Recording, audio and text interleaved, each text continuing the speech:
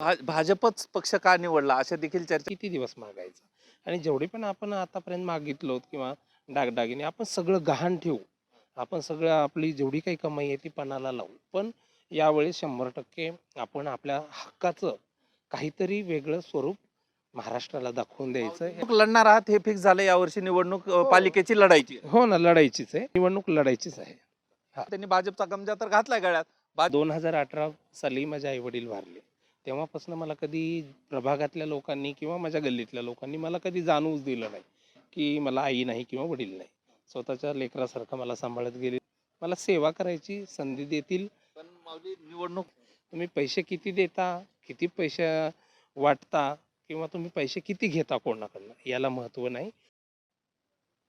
लातूर महानगरपालिकेचं बिगुल वाजलेलं आहे. अनेक जणांनी फॉर्म देखील भरलेला आहे. मात्र भाजप असेल काँग्रेस असेल कुणाचीही उमेदवारी निश्चित झालेली नाही. त्यात माऊली लातूरकर देखील निवडणूक रिंगणात उतरणार आहेत. त्यांच्याकडून जाणून घेऊया काय रणनीती आहे आणि कुठल्या पक्षाकडून त्यांनी भाजपचा गमजा तर घातलाय गळ्यात. भाजपकडून लढायचे का लढण्यावर ठाम आहेत का हे सगळं विचारणार आहोत. माऊली स्वागत आहे. कशा पद्धतीनं निवडणुकीला सामोरं जायचंय आणि कुणाकडे मागणी केली पहिल्यांदा सांगा. मागणी म्हणजे आता भारतीय जनता पार्टीकडनं मागणी केलेली आहे आणि आता पक्ष ठरवेल की मी किती पत पक्षाचं काम करू शकते किंवा किती पत मला ते योग्य समजतील ते पक्षाच्या हातात आहे. हा. तर माऊली लातूरकरची ओळख जिल्ह्याभरात नाही तर महाराष्ट्रभरात सामाजिक कार्यातून झालेली आहे. सामाजिक यामध्ये तुम्ही पुढाकारानं काम केलेलं होतं. सगळ्याचा लेखाजोखा घेतलाय का आणि कशा पद्धतीनं तुम्ही मागणी केलेली आहे पक्षाकडे. पक्षाकडे मागणी केली आणि तुम्ही जे म्हणतात महाराष्ट्रात नाव आहे, ही तुमच्या सगळ्या जनतेचाच आशीर्वाद आहे. सुरुवातीपासूनच जनतेनेच मला म्हणजे जे माझं नाव होतं ते नाव जी बदललं आणि जे माऊली लातूरकर जे नाव तुम्ही प्रसिद्ध केलं ते सगळ्या जनतेचाच आशीर्वाद आहे. आणि माझं जे कर्तव्य आहे, माझं फक्त म्हणणं एवढं की एक माझ्या समाजाला जे तृतीयपंथी समाज आहे त्यांना थोडंसं तळागाळातला समाज आहे याच्याकडं दुर्लक्षित घटक आहे, याच्याकडं सहसा कोणी लक्ष करत नाही किंवा तेवढं विशेष महत्त्व असं कोणी देत नाही. त्यामुळं मला ह्या माझ्या समाजाला थोडंसं एक वेगळी दिशा द्यायची आहे या उद्देशाने मी निवडणुकीच्या रिंगणात उतरलेली आहे. आणि उतरले म्हणजे मला पूर्णपणे माझ्या जनतेवरती, माझ्या प्रभागावरती जी पण जनता मायबाप आहेत. 2018 साली माझे आईवडील वारले. तेव्हापासून मला कधी प्रभागातल्या लोकांनी किंवा माझ्या गल्लीतल्या लोकांनी मला कधी जाणवूच दिलं नाही की मला आई नाही किंवा वडील नाही.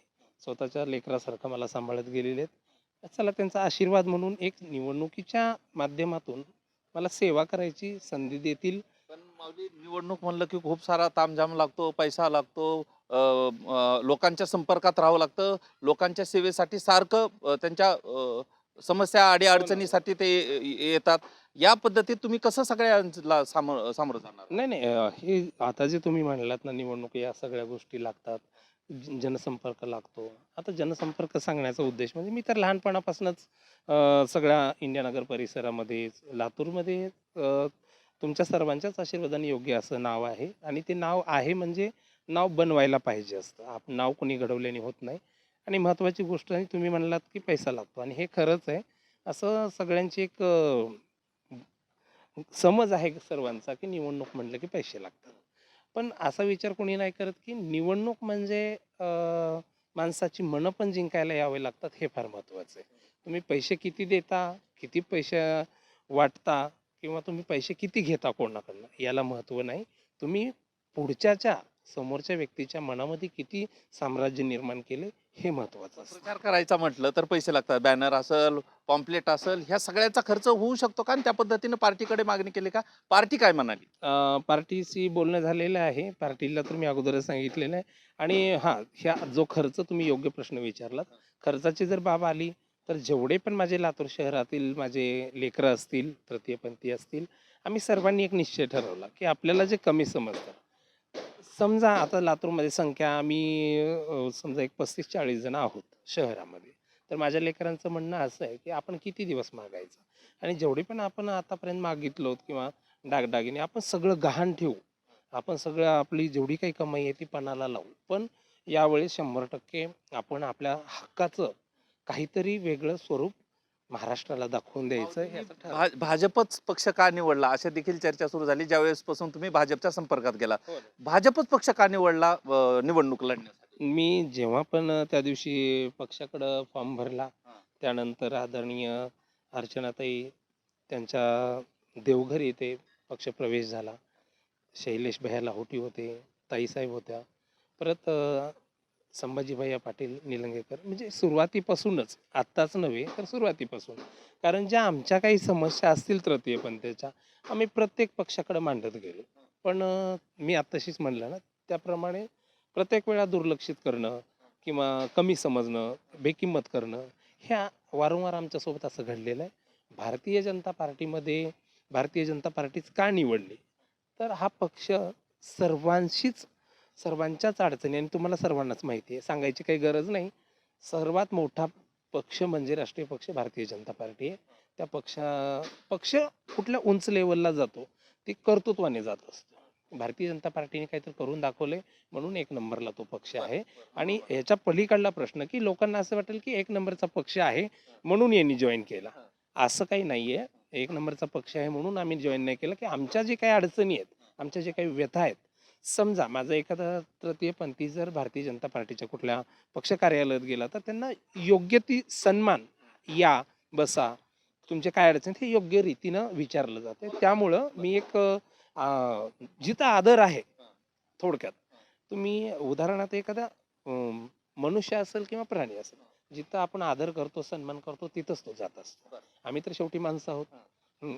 भले तुम्ही वागणूक आम्हाला जनावरासारखी देता, पण आम्ही माणसं आहेत. आम्हाला भारतीय जनता पार्टीमध्ये योग्य तो सन्मान मिळतो म्हणून आम्ही तो निवडलेला. निवडून गेल्याच्या नंतर किंवा निवडणूक लढल्यानंतर, पालिकेत गेल्याच्या नंतर हे प्रश्न आहेत आणि ते सुटू शकतात असं वाटतंय का तुम्हाला?